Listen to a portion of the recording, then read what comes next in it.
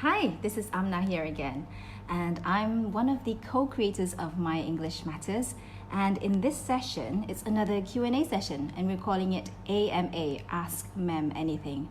So just a brief description about who we are. So My English Matters, what we do is we teach Malaysians and working adults to better speak and be better communicators at work. So what we do is we have online courses, we have our signature course, Communicate with Confidence. We also have our membership program. So this is where members pay a subscription fee every month, and we teach them once a month. We teach them a lesson. And we also have our live workshops. We have about 2 or 3 workshops a year, and they are held in KL. So I'm one of the co-creators. I'm Amnah, along with my sisters Aisha and Azima, and this is what we do. Every week for this month of February, we'll be doing a live session with you. So this is my second week. Last week we had an AMA session, and next week Madam Azima will be taking over. So leave me a comment, tell me where you're from. Hi, I can see you, Noraini. Noraini is my mother-in-law. Aisha, hi, I can see you there. Okay, leave me a comment, tell me where you're from, and if you're shy to leave me a comment, share this video out with all your friends. Okay, so I think we'll start now. We have 7 questions today that I'll be answering, and if we have time, we will be answering your questions from the comments. So I'll be answering 7 questions first, and then after that we'll be getting to your questions in the comments. Hi Azima, I can see you. Say hi, tell me where you're from. If you're shy, don't tell me where you're from, then just like, or what do you call it, the love thing on this video. Okay, so I'm going to start now. So today we are going to be answering some questions about grammar and speaking. So the first question is from Farah Nabila. Farah Nabila. Hi, Madam Amnah. I'm curious about this since I was in high school.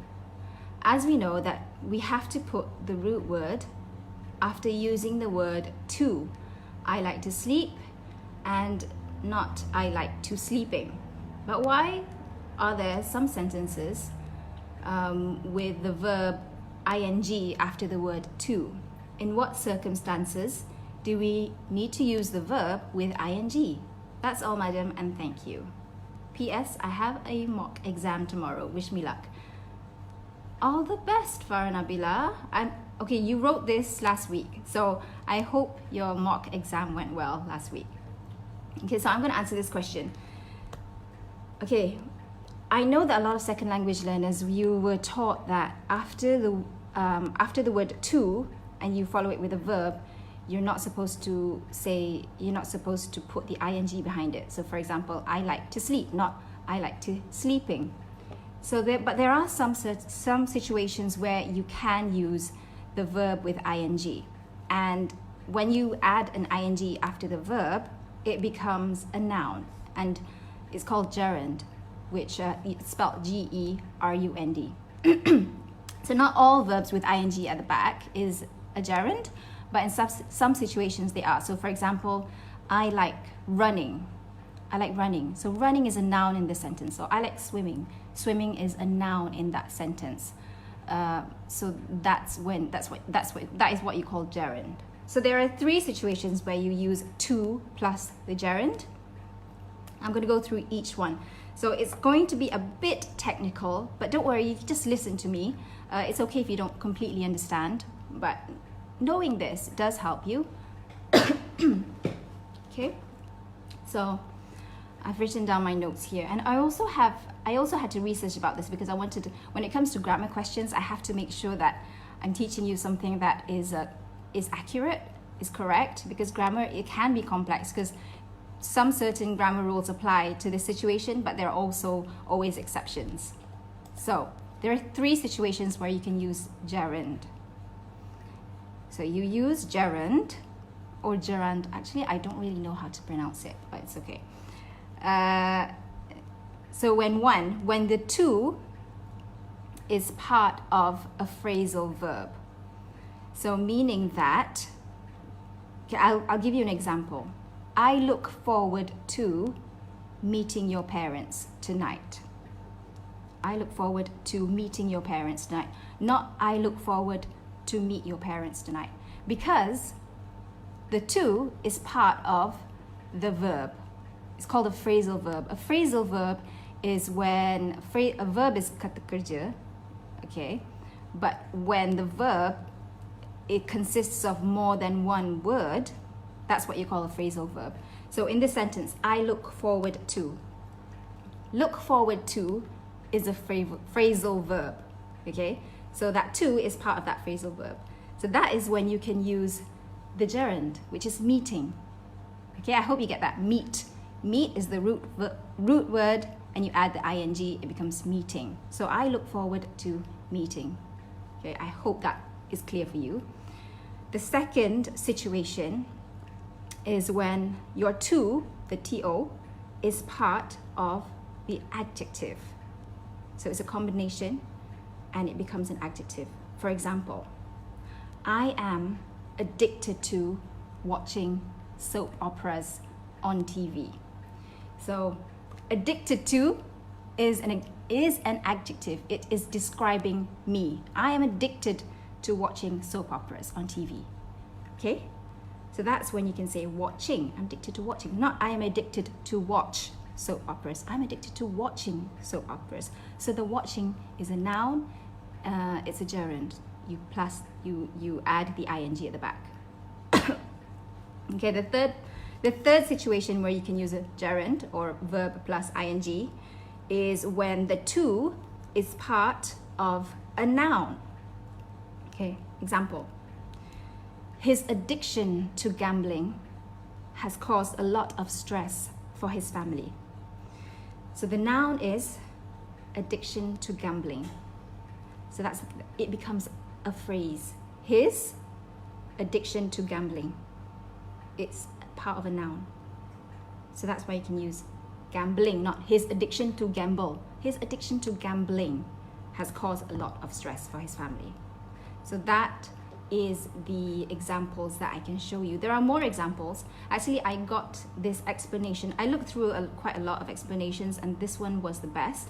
What I can do is I can share this article with you, inshallah, on Thursday, which is our next email, our weekly email. So if you are watching this and you are not our email subscriber, as usual, go to myenglishmatters.com, key in your name and email address, and we will be sending you 7 tips to speaking with confidence over 3 days. And after the 3 days, you will be getting weekly emails from us. So weekly emails are English tips, English lessons, and this is what I'll be sending on Thursday. This article, it's from English teacher Melanie. It's about phrasal, it's about gerund, English grammar.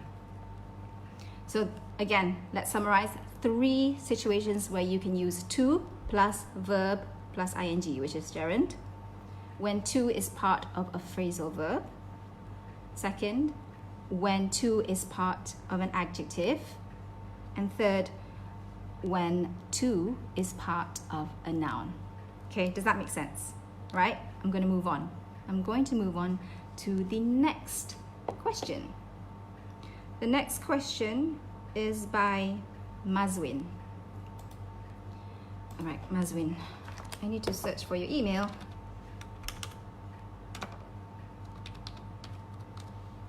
Mazwin.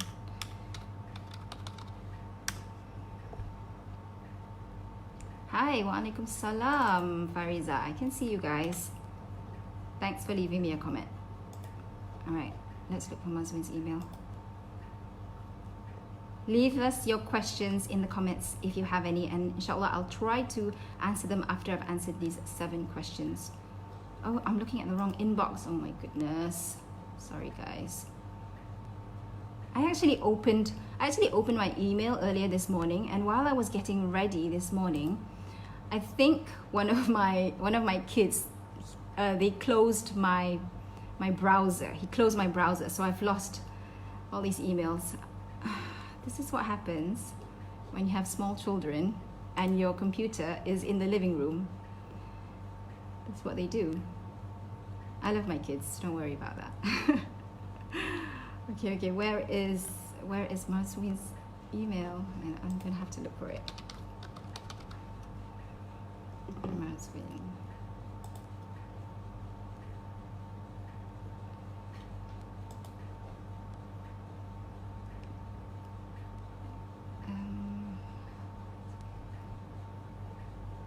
Maswin. Sorry guys, where is it?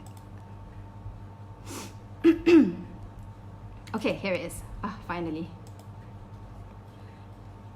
Hi madam, this is Maswin. Hi madam, I have a problem to communicate in English with my children and husband at home. Maybe because I'm not good in English, so they just speak Malay with me. My children and husband can speak English well when they are with their friends and others. How to improve it to myself? Okay, so your question is that you want to speak English with your husband and your children, but they speak Malay with you instead. However, your children and husband speak English fluently when they're with their friends and with others. And you're asking me, how can you improve that situation? How can you encourage them to speak English with you? Right. I have a few things that I want to share with you. One is you have to, I'm not sure whether you have actually told them that you want to speak English with them and you want them to speak English with you, but if you have, you are going to have to tell them many times. Repetition is the mother of skill. Repetition is the mother of habit. So one thing is that your children and your husband, they are probably they feel comfortable speaking with you in Malay. So you have to tell them many times that you want to speak English with them. And it's not like 10 times, it's probably going to be like 20 times. You have to tell them also why it's important to you, and you have to repeat it many times why it's important to you. But first you have to figure out, why is it important for you, for your children and your husband to speak English with you? So ask yourself that question. I don't know the reason why, but okay, this is what I'm guessing. I'm guessing that you want them to speak English with you because you want to be fluent in English. But why do you want to be fluent in English? Because, example, my kids go to a private school or international school, and I want to be able to speak with their teachers or the parents at that school. I want to be able to be fluent and talk to them about how my kids are doing and activities about school, being able to speak fluently like that with them. So that's important. That's the reason why it's important to you. So you have to be able to communicate that to your kids and to your husband. So maybe your kids are still small, so they wouldn't understand. Maybe you can say that to your husband and then tell your husband that this is the reason why I want you and I want our children to speak English with me. It will make me feel more confident when I pick up the kids from school, for example. And your husband has to be behind you on that, and your husband has to also remind your kids. But even if he doesn't, it's fine. So you can say to them, it's going to be hard, it's going to be awkward at first to speak English with me, but just bear with me and let's do it every week, right? So keep on telling them, keep on reminding them, I want you to speak English with me. Keep on reminding them until it becomes a habit. So right now, their habit of speaking with you, a habit is something that's wired in your brain. So what's wired in their brain is, Mummy, speak Malay. Daddy, speak English, for example. So you want to make it a habit for them to speak English with you. Make it a habit. Keep on reminding them. Speak English with them. If they speak Malay with you, answer them in Malay. So I want to share with you my own story because I speak Malay with my children. It's because my mother, she speaks Malay with us at home when we were growing up. She spoke Malay with us when we were growing up. And we had always associated Malay with her. So we always speak Malay with her. And I have sort of associated Malay as the language of love. So I speak with my children Malay because it just comes naturally to me. So over the past couple of years, these past few years, as my children grew up, I wanted to introduce English to them. to make, because I want them to be fluent in both languages because they go to a public school, but at the same time I want them to be fluent in both languages. So it was a bit of a struggle at first to try to speak English with them. You know, my son was like, every time I spoke English with him, he would be like, why do we have to speak English? And I would just say, because I want you to be fluent in both languages. And at first it took about many times that I almost gave up, but I thought, okay, I need to do this. I need to make repetition a habit. So every day I spoke with him. It took about 1 week for me to get used to speaking English with him. It just felt weird for me myself to speak English with him. But it took me about a week to finally feel comfortable in being mummy, the English speaking mummy. So yeah, because we have certain roles in our lives, and this role is Malay speaking, this role is English speaking. So I wanted to make this role as a mum English speaking, but also sometimes Malay speaking too. So I hope that's helpful for you. So those are my 3 points. 1, you have to say it many times. Another thing is you have to say to your husband or to your kids, if they're old enough to understand, why speaking English is important to you and how it can help them. It can help them because it will make you a better communicator when you're communicating with their teachers, with their parents. This is an example. 3, remember that it's going to be hard, it's going to be awkward. Maybe for 1 week it's going to be hard and awkward, but just push through, and the second week it will get easier. It will get easier if you're used to it and they're used to hearing you speak English. Okay, Mazwin, hope that helps. Let's have a drink of water.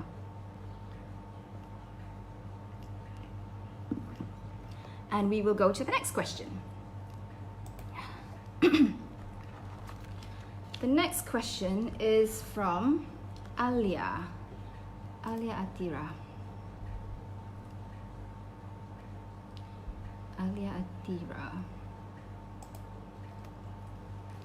Okay, Salam madam, I have a question.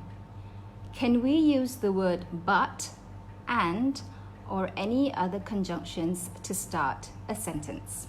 Great question. All right, this is something that, first of all, I'm just going to simply say, yes, you can. You can start a sentence with words such as but, and or even so. Actually, I always use these words to start sentences in my writing and email. However, I understand why you have this confusion.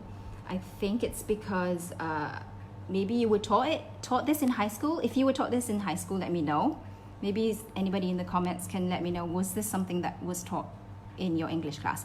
Or was it taught in your Bahasa Melayu class, your Malay language class, that you can't use conjunctions? Because I know that in Malay, you can't start sentences with dan or tapi, because I know this, because what I do part-time is I translate shows for TV, Malay to English and English to Malay. And when I'm translating English to Malay, a lot of English speaking movies and shows, they always start sentences with and. So at first, when I was new to translating, I would always start my sentences when I'm translating it in Malay. I would translate it as like dan, especially if it's like shows where people are talking off the cuff. Okay, and then I got feedback from my editors saying that do not use kata penghubung, which are conjunction words, to start sentences. So I understand where the confusion comes from, but you can use conjunction words such as but, and, or, so to start your sentences. And I found this on the Merriam-Webster Dictionary of English Usage. It says, everybody agrees that it's all right to begin a sentence with and notes that you can find examples of it all the way back to Old English. So don't worry, you can use but, and, or any other conjunctions to start a sentence. But if it's in Malay, don't use that. And that is another lesson, and I don't teach Malay. So you can ask your BM teacher about that. Okay, Alia, I hope that answers your question. Let's go to the next question, which is the 4th question. It comes from Nadia. go to Nadia's question. I need to drink water.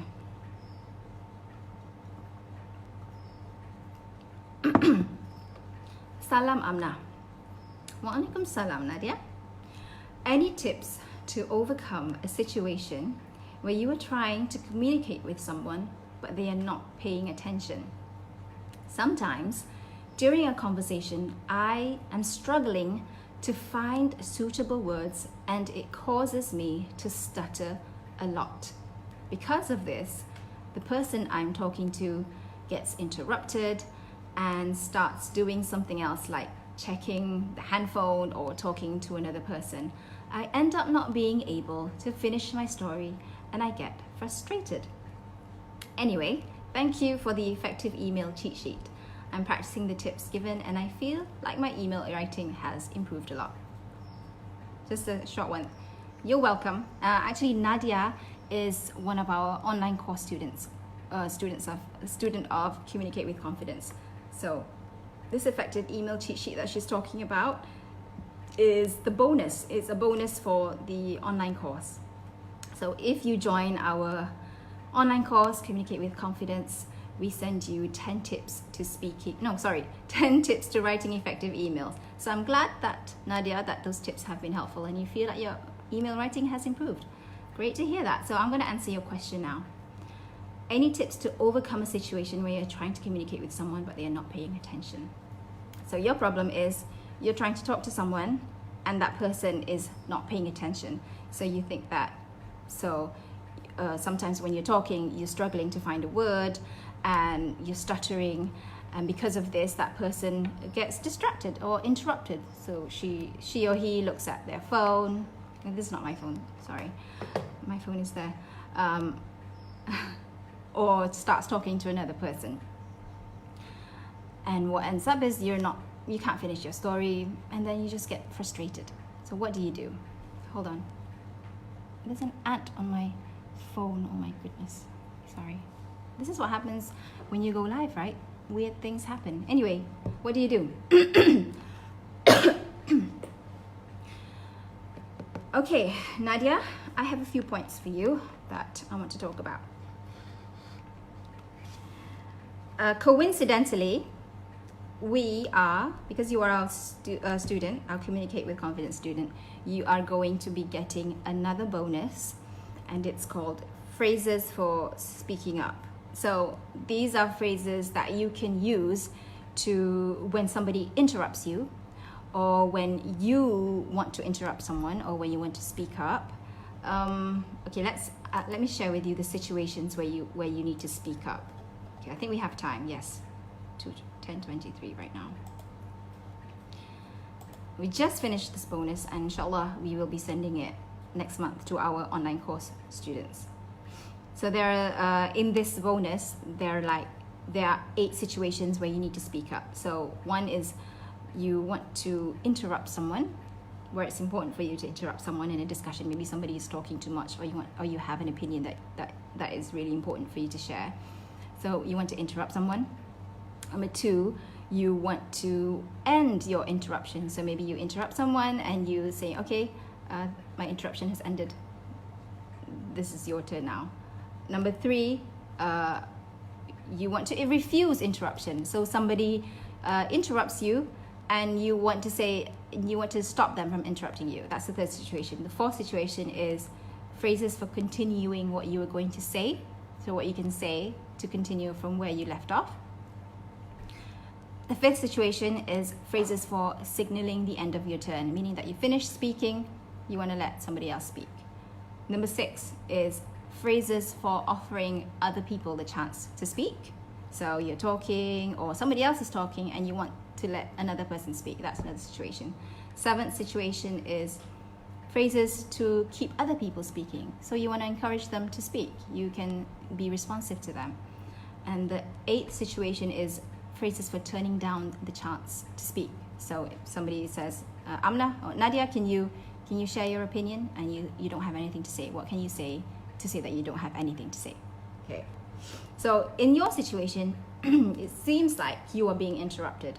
So it's not that you're being interrupted by someone speaking, you're being interrupted by someone because you're talking to them and they are talking to someone else, or they look at their phone. So that situation applies for phrases for refusing interruption or phrases for continuing what you were going to say. So I'm just going to give you a few examples for phrases for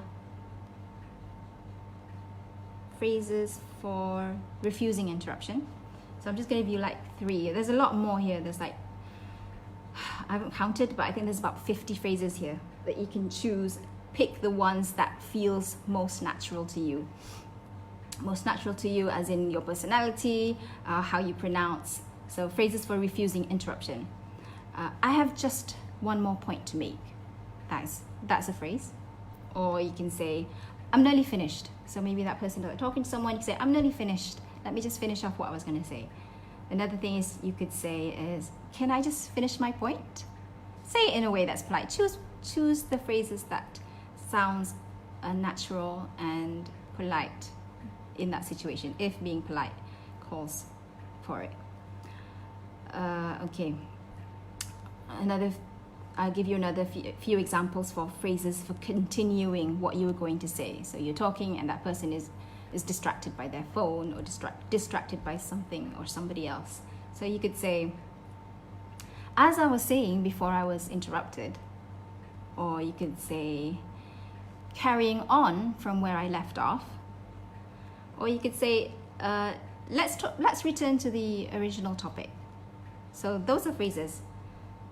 Okay, so you'll be getting this next month. But if you're watching this and you're not a CWC student, just look for phrases. You can Google phrases for interruption or phrases to use to get back to what you were saying. So those were a few examples that I gave you.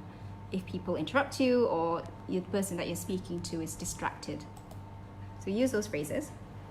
Another thing that I want to talk to you about is remembering your prep framework. So this is something that we also teach in Communicate with Confidence. We also talk about this sometimes in our emails and our blog posts. So the prep framework is point, P, prep. So P-R-E-P.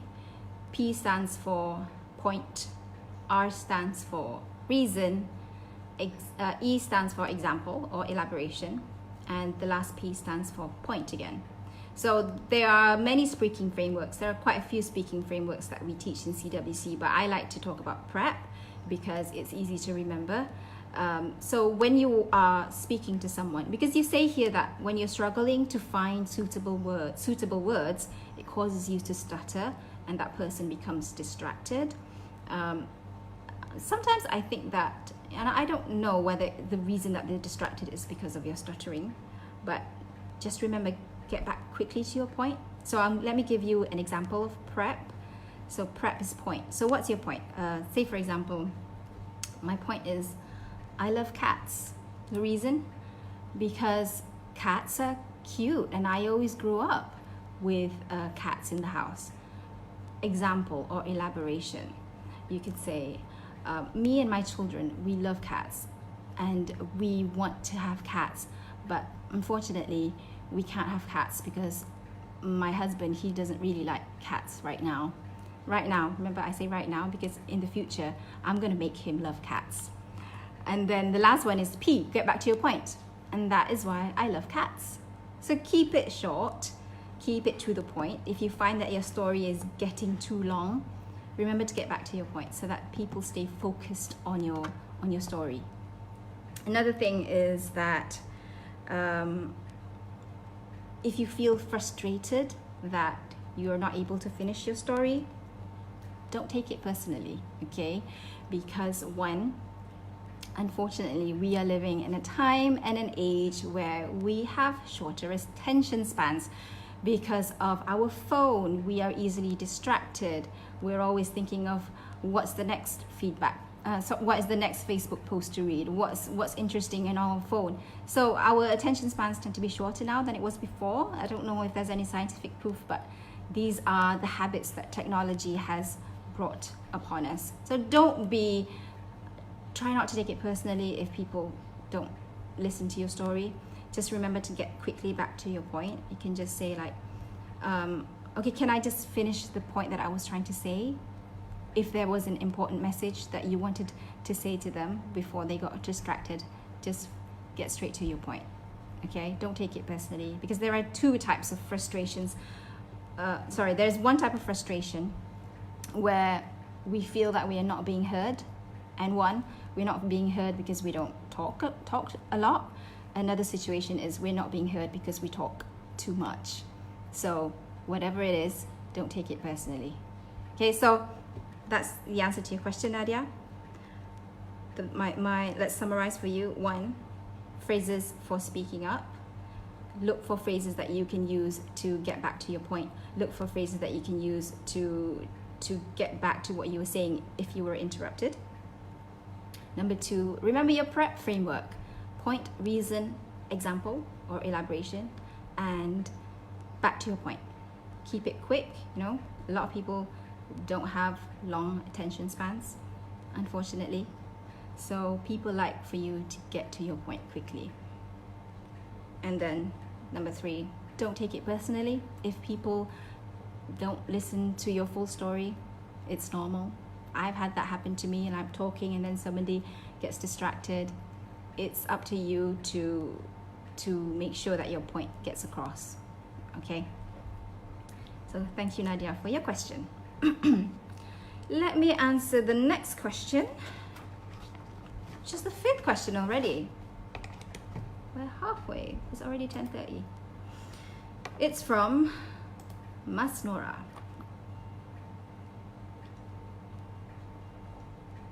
So Mas Nora is asking, Assalamualaikum, madam. Waalaikum salam, Nora. Mas Nora. I would like to know how to use have and has in the sentence that refers to a big group of people, and how to differentiate that. For example, in our report, it shows only 18% of employee from company A has responded to our survey. Is this correct? I hope you could assist me on this issue. Okay, so you gave me an example. Let me repeat that. In our report, this is the example that you wrote here in the email. In our report, it shows only 18% of employee from company A has responded to our survey. So the correct sentence grammatically goes like this. In our report, it shows only 18% of employees, not employee, from company A have responded to our survey. So it's have, it's not has. So how do we know whether to use have or has? So have and has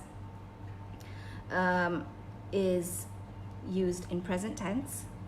So there are 3 situations where you use have, and there's only 1 situation where you use has. So have, the 3 situations are when you are referring to a first person. So what do we mean by first person? First person is when you're saying I or we. So I have, we have.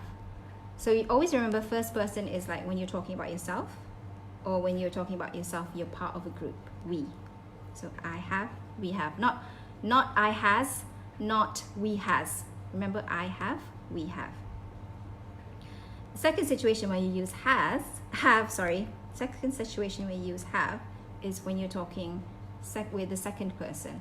So the second person, always remember, it's the person that you're speaking to.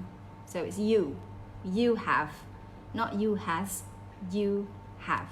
Okay, remember that. The third situation is when you're using third person plural. So what do you mean by third person? Third person is somebody that is outside of your conversation. So it's they have, or the employees have. Third person plural. Plural means more than one. So it's they have, employees have. So that's why it's have in the example that you gave me. Okay, and the only one situation where you use has is when it's third person, but it's singular. It's only one person or one entity. One entity or one person. Singular. Which is she, he, it, or other nouns like Masnora, Amnah, that cat, the employee, has. So she has, he has, it has, Amnah has, Masnora has, that cat has, that employee has. So third person singular. So I hope that makes sense. So remember, have, first person, second person, third person, plural. Plural means more than one. Has, third person singular only. She, he, it, or other nouns. All right? I hope that helps. And I hope that you take notes, or if you haven't been taking notes, watch this replay and write it down. And you can also Google this, okay? But I have helped to Google it for you, and I have helped to summarize it for you so that you can understand it. Because sometimes we Google something and we don't understand, right? And we need somebody to guide us to help Google it and then to summarize it for us. Okay, let's go to the next question. This is from Miss Akina. Miss Akina. I hope I'm pronouncing your name wrong. Sorry, correct. Miss Akina, and this question came from Instagram, so I'm going to read it from my notebook. How to write polite email to boss or users to get an update or advice or approval? Great question, Miss Akina. Now, this was actually an email or blog post that I wrote back in 2018. It's 2 years ago. Okay, 2 years plus, because I wrote this in October. 2018, 1 year plus, okay. How to sound polite in your emails. Let me just have a drink first.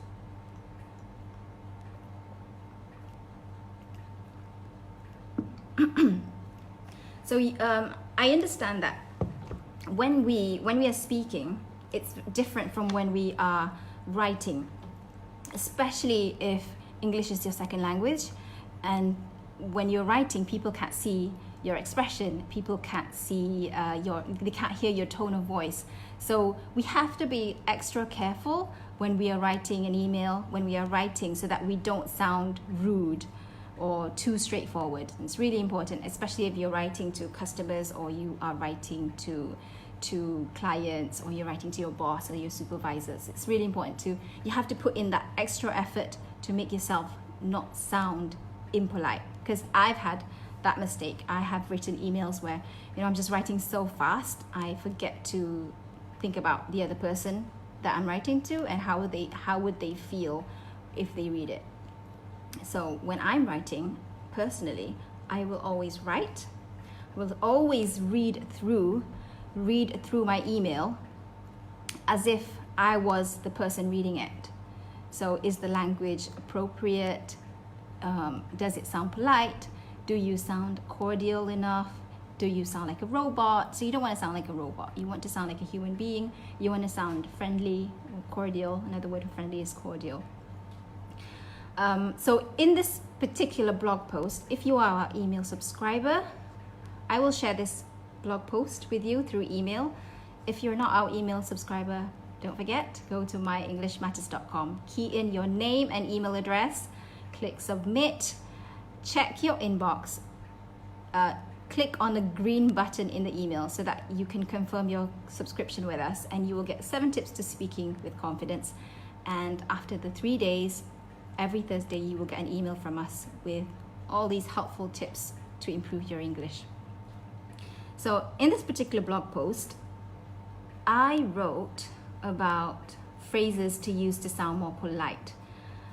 This particular blog post was quite popular among our subscribers. Some of them even printed out this post and stuck it on their office wall because they wanted to be reminded every time they write emails. So I'm just going to share with you some of the phrases from this blog post that you can use to sound more polite when you are writing to your boss, or you're writing to users to get update, or you want to get advice, or you want to get approval. So let's go through it. Phrases to use to sound more polite. Okay, there are like 7 of them here, so we can go through all of them quickly, right? I'm sure you have time. Okay, number 1, asking for simple requests where the reader has an obligation to comply. So meaning that you want to ask somebody to do something because has an obligation to comply, meaning that it's part of their job to do what you want them to say, to do what you want them to, what you're asking them to do. So it's part of their job. So for these requests, you could say, even though it's part of their job, you still have to be polite. You could say, would you mind? Or could you please? Okay, number 2, asking for favor. So you want to ask for a favor or a big request where the person that you're writing to has no obligation to comply. So it's more of a favor. It's not part of their job, but you want them to help you with this. So you could say, I was hoping you could. I was wondering if you could. Do you think you might be able to? Number 3, asking for permission. So maybe you want to ask for a vacation time. You want to ask your boss for vacation, or you want to ask for time off, or you want to borrow something from someone. You could say, I'm planning to ... Example, I'm planning to take February off for a vacation. Would that be all right with you? Would that be all right with you? Another example is, I was wondering if I could. Another example, would it be okay if I? Do you think I might be able to? So those are the examples, phrases that you can use to sound more polite in your emails. Number 4, suggestions where you're offering your point of view or a better way of doing something. So perhaps you received an email from someone giving you instructions, and then you want to offer your point of view, or you want to suggest a better way of doing something. So you could say, what about if, maybe we could, or I thought it might be a good idea to. So try those phrases. Number 5, you want to reject, or you want to refuse, or you want to decline a few suggestions or ideas or proposals. You could say that, you could say, I'm not sure that. I'm afraid this might not work. Unfortunately, we can't move ahead with the proposal. So choose phrases that don't sound too direct, don't directly reject a suggestion or idea. Find a way to sound more polite about it. Number 6, pointing out a mistake. This is what you can do to point out if somebody's made a mistake without sounding too direct or like you're blaming them. So it looks like there's been a mistake. So I want to tell you that there's a mistake, but this is how you could say it without saying you made a mistake. That sounds too direct and a bit rude, unless you want to be rude. Some people do like being rude, but if you want to maintain good relationship with someone, you could say, it looks like there's been a mistake. Or you could say, there seems to be a mistake here. So you're not directly saying to that person that they made the mistake. I noticed that blah blah ... Is this correct? And the last situation, checking on the status of something to remind someone about something you need finished. So we always have to do this, right? You have to follow up with someone. People get busy, they forget what you asked them to do, so you want to follow up with them. So here are a few phrases that you can use. Have you had a chance to finish or to work on? How's the specific task going? How's the task going? Something like that. Do you need any help on it? Third phrase, I wanted to check on something, the task. When do you think you'll be able to finish? When do you think you'll be able to work on? Okay, you just like, you imply that they know what you're talking about. And then maybe like, oh my gosh, I forgot about that. So yeah, that's how you can remind them politely. So I have a few more extra tips in this email on how to sound polite in your emails. One is use the proper spelling of words. Like you, if you want to say you, don't write it as you. I know that sometimes we tend to write the way we write. We tend to write emails the way we write in WhatsApp messages, and it becomes a habit. But I want you to make it a habit of using the correct spelling. Sometimes using these like slang or words like you with you, or sometimes I see people use, say, they put D for the, they put D. It's fine if you want to message that way, but in emails, try to use proper spelling, because make it a habit. Because sometimes we have to send an email urgently, or we have to send a message urgently, a very important email, and it's urgent. And if we make it a habit of using the correct spelling, we won't look unprofessional if we are using you with just the letter U, or the with the. So make it a habit of using the correct spelling for situations where you have to urgently write something, and then so that your spelling is correct all the time. It's always best to be safe, right? Another one is, don't use too many capital letters. For example, now I can't show you this, but we have dozens of emails every week from My English Matters, and I know that these people, they are genuinely good people, but when they write to us, they sound rude because they use capital letters in their email. I don't know why, but they do. Maybe they're used to it. And then it's like they want to say, could you please help me with this? But when it's in capital letters, it's like it looks like they're shouting at us. It looks like you're shouting. When you're writing everything in capital letters, it looks like you're shouting. And when you're shouting, nobody likes to be shouted at, right? But that's how we read it, even though your intention was nice. And then avoid using more than one question mark in sentences, or maybe more than one exclamation mark. It just doesn't look very professional. I had this person ask something like, okay, I'm sure she wanted to genuinely ask in a nice way, but she put so many question marks, it just sounded rude.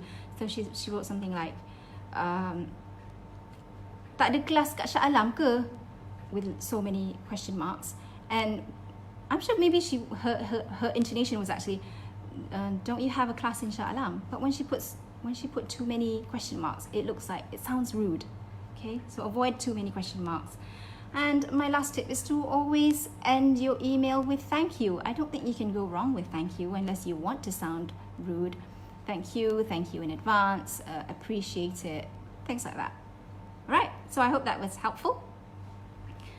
And then, okay, I have one more question here. It's from Lena.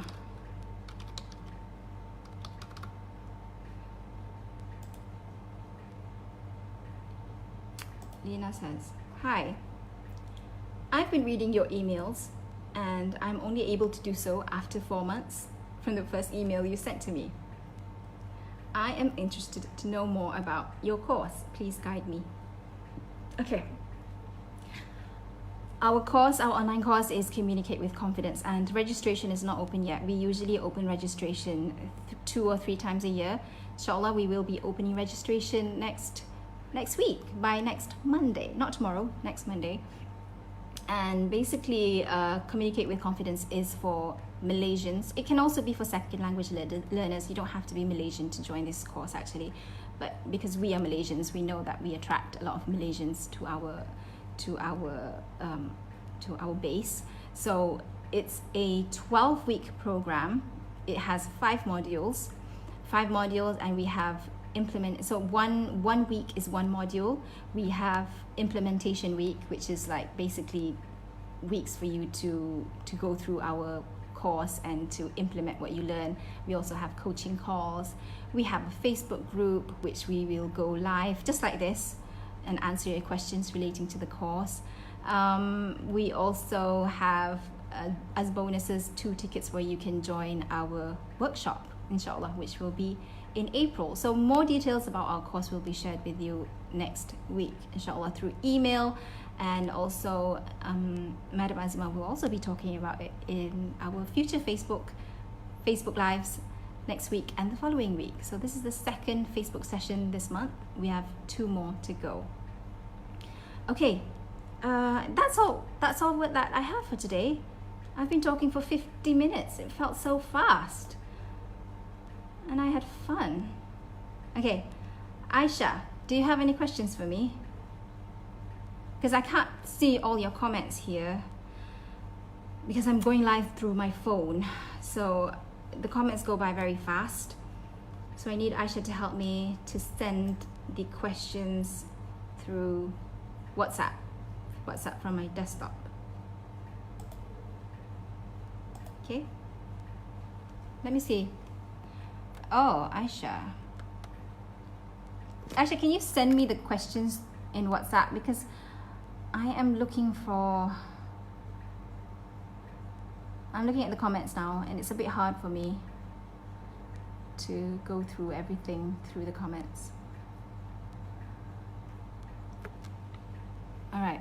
How to write an email to give reminders for certain urgent matters to expedite the process. I just sent, I talked about that in the blog post. Also, I'll send that blog post to you. Any other questions from you guys? No questions. Oh wait, we do actually. Here from Siti Mariam. Oh gosh, what to do if we're stuck in conversation with people during the formal session? For example, meeting with bosses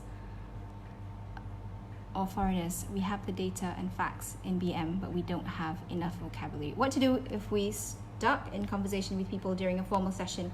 For example, meeting with bosses or foreigners. We have the data and facts in BM, but we don't have enough vocabulary. What can you do? The best way for you is to next time, you have to prepare for these kinds of situations. I know sometimes when we are stuck in a lift with someone and they ask you like on the spot these kind of questions, what can you do? The only way that you can deal with this is you have to be prepared for these kinds of situations. Have the data and facts and have it in English for you, because I'm sure that in your company especially the bosses, speak English, so you have to be ready with these answers in English for yourself.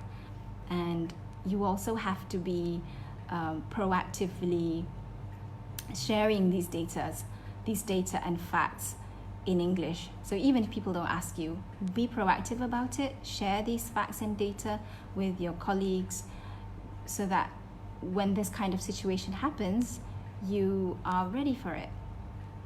Okay, and we also have some phrases that we share in our online course. We have phrases like buying time. Oh wait, I can share with you some phrases that we have. So buying time means that if somebody asks you a question and you need some time to think about it, what phrases can you use? Let me look for it. Buying time. I saw it the other day here. Okay, strategies to buy time. You could repeat the question. So maybe you need time like, oh my gosh, I have the data in my head right now. It's in BM. What can I say? So give yourself time to answer it. So you could say, well, to answer your question, or you could say, what do I think about it? Or that's an interesting question. Or give me a second to think about it. Or you could just like repeat that question. You could say, do you mean ... Do you want me to give you my thoughts? Or are you asking about? So these questions act like a buffer before you get to your question, so that you can internally in your mind think of how to answer the question. And it also calms you down when you are buying time, when you're using these questions. It helps you to calm down, like don't panic, like just like calm down, take a deep breath, answer this question, and then you can flow through it smoothly. Okay, so let me see if we have any more questions. Siti Mariam. Thank you, Siti Mariam, for your question.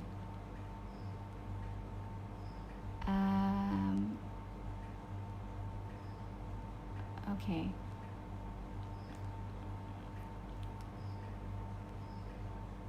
It looks like there's no more questions, right?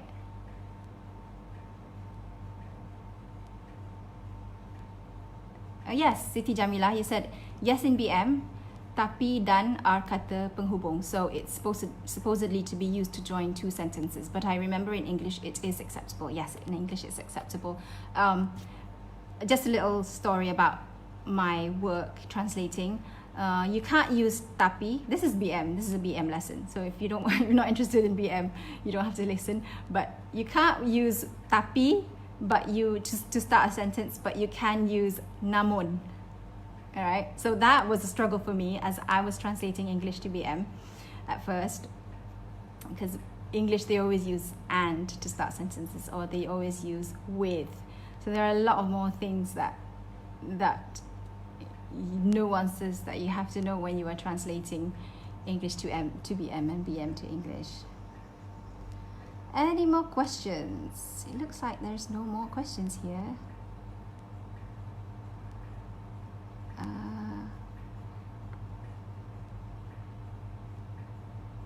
Okay, looks like we're done, right?